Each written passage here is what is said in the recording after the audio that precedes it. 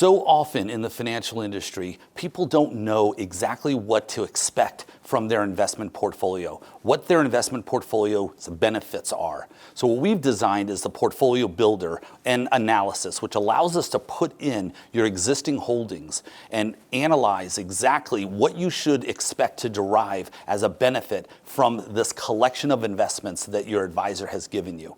It's, again, very interesting, very revolutionary, and I hope that you enjoy using it.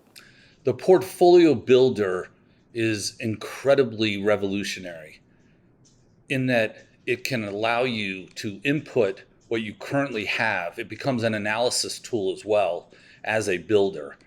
And all you do is put in your name. So we'll put in sample, and we'll put here, I use $3 million just as a rough number. And you then can put in what you currently own. And you can see here by toggling, you can make it a portfolio analysis. So let's use it as an analysis tool to figure out what you currently have. And then we can figure out the 8 metrics that are most important in terms of evaluating a portfolio. So we'll put in 5% in gold. Then we'll put in a very typical retail portfolio.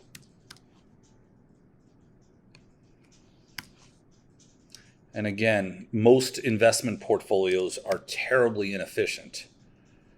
And I'll put 10% in utilities,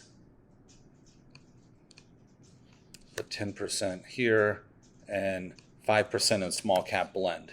I didn't put anything in international or senior rate floating notes and so on. But this is a very typical retail portfolio.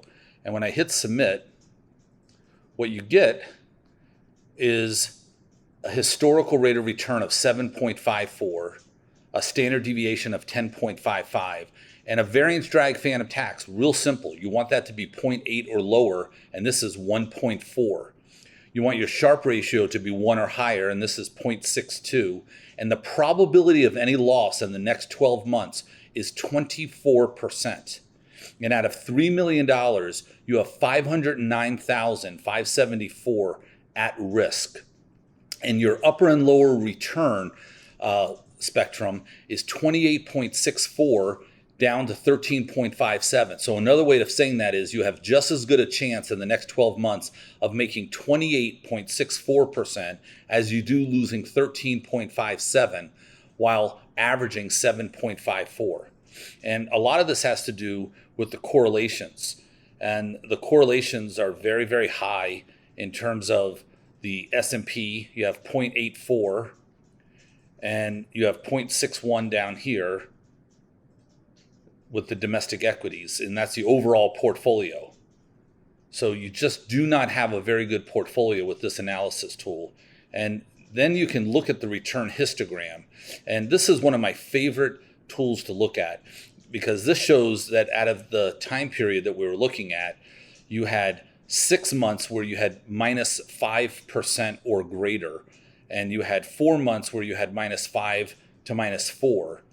And you have here 6 months minus 4 to minus 3. And you want most of your returns to be between 0 and plus 3, which it does, but you have very high numbers that are out towards the outer area, which shows a very tumultuous return profile. And that's why you have such a high standard deviation relative to your historical rate of return. And in an analysis that we could do for you, we can show you exactly what your returns should look like and what they are. Thank you.